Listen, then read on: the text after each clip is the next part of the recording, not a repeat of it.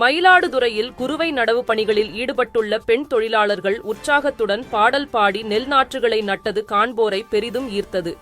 மயிலாடுதுறை மாவட்டத்தில் குறுவை சாகுபடி பணிகளை விவசாயிகள் துவங்கியுள்ளனர். இதனிடையே நிலத்தினை சமன் செய்து நெல் நாற்றை தயார் செய்த விவசாயிகள் நடவு பணிகளை உற்சாகத்துடன் மேற்கொண்டுள்ளனர். குறிப்பாக களை எடுத்தல், நடவு நடுதல் உள்ளிட்ட பணிகளில் விவசாயிகள் ஆர்வம் காட்டி வருகின்றனர்.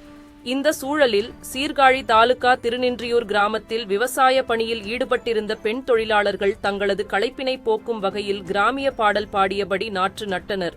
இது குறித்த காட்சிகள் காண்போரை பெரிதும் கவர்ந்துள்ளது.